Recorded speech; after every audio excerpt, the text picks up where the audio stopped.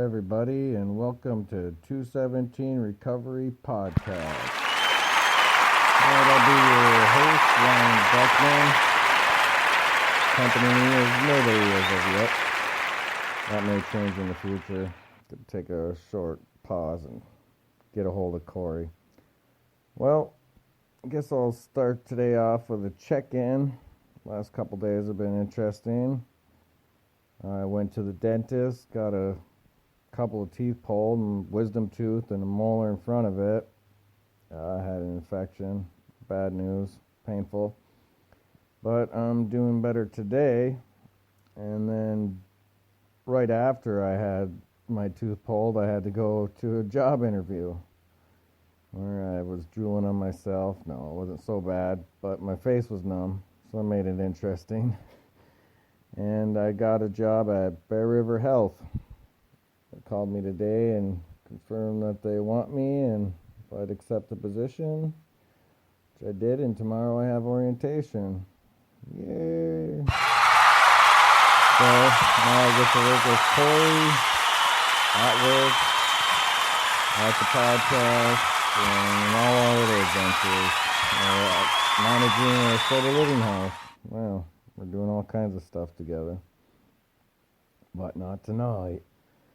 I guess other than that, I had a couple of meetings I went to. Talked a little bit about spirituality, growing as a person, surrendering your will and following God's will. I like to start off my day with a little prayer, just asking for strength, courage, and wisdom to carry out God's will, and try to leave mine behind. Mine are usually emotionally driven and mostly self-centered and not exactly the best way to live. Learning how to live a better way today and just growing as a person.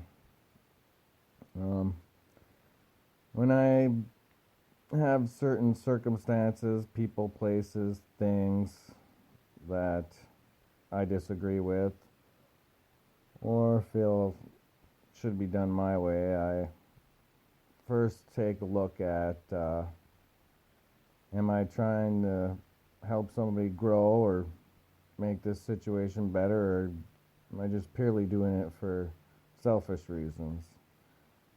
If it's a learning, growing experience, then, by all means, intervening is probably a genuine thing to do. If I'm just doing it because I'm stubborn and feel like my way is better, which is not always true for everybody, everybody has to take their own paths and journey and do things their own way, what's best for them. So with that in mind, just try to stay open-minded, understanding, considerate. It's all this stuff. It's pretty much what spirituality teaches you. Get outside of yourself, not just always be so self-centered and controlling. I have tendencies to have control issues. As a perfectionist, I want everything to be just right and just the way I planned it, which is not always right. As sad as I am to say that, what's right for me is not always right for everyone. But we all live together, learn together, and grow together, and that's what humanity is all about. All right, the next thing I'd like to talk about, growing as a person, is honesty. I feel like it's very crucial just in your daily interactions, but more so with yourself. I know I have a knack for telling myself what I want to hear, seeing things how I want to see them, and, making myself believe whatever it is that I'm probably conning myself into doing or thinking is right. So when I do that, I again to think, what are my intentions? Am I just trying to take the easy way out? Am I not owning up to my own things, or is it actually the right thing to do?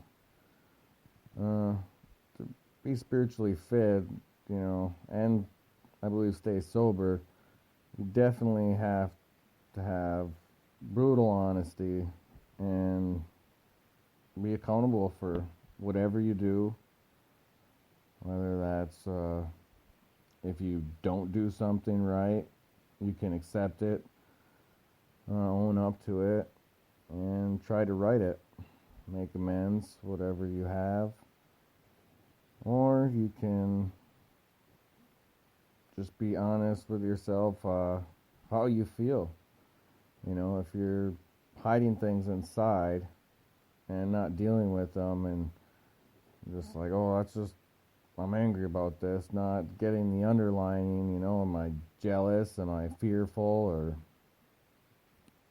whatever emotion is driving that anger, then you're not really being honest with yourself about that. And once them emotions snowball, lead to anger, just lead to a crappy life. And next thing you know, you're stressing out and probably using again, drinking again, whatever your flavor is. The next thing I'd like to talk about are the pitfalls of relapse.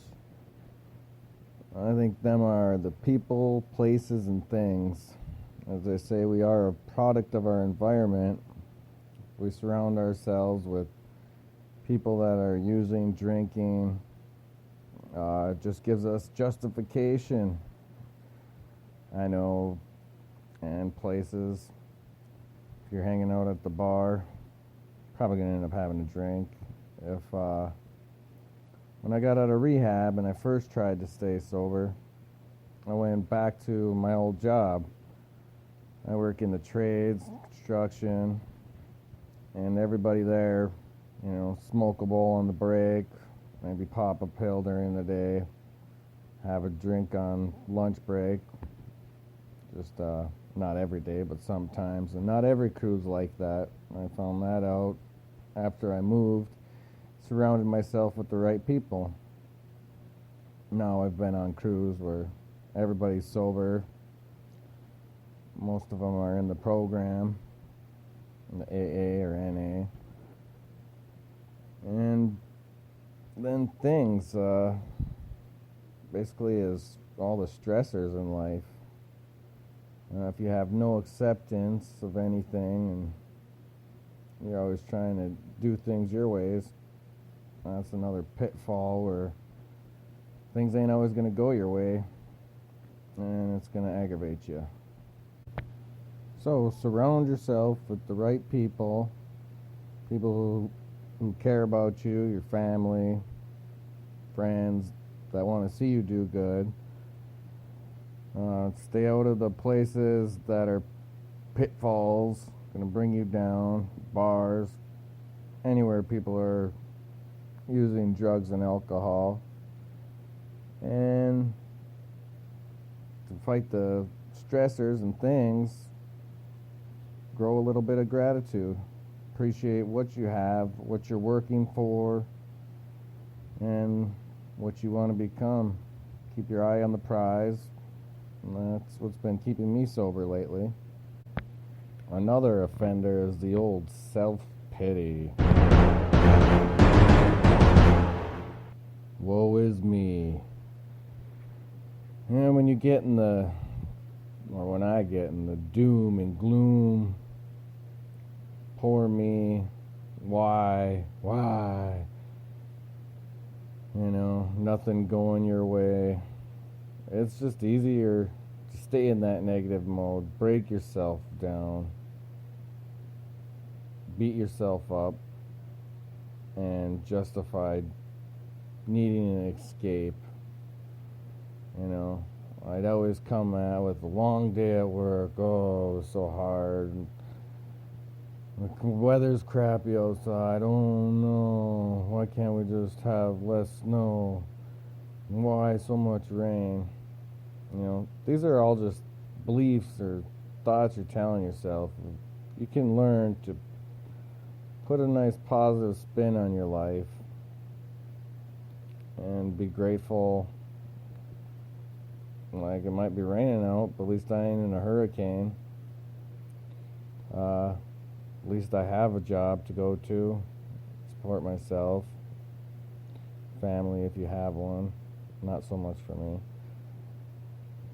Just these simple little things of turning negatives into positives really makes me have a more fulfilled life, more successful, and better to be around.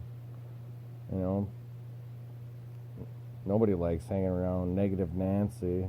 Remember the kind of people who go to work and they just suck the life out of you. They're always pissing and moaning about what they gotta do. Nothing's ever good enough. I try not to, but I'm sure I have in the past. That's pretty much just thinking you're better than whatever it is you have to do, and not having any appreciation.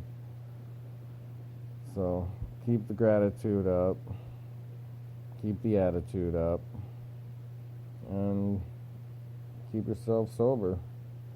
It's kind of my 10-minute tutorial for the day. I'm going to take a short break. Maybe when I get back, we'll have Corey Winfield. Maybe we'll have some cool stories or see how his day went. And till then, just hold on. Short break. This message is brought to you by 217 Recovery.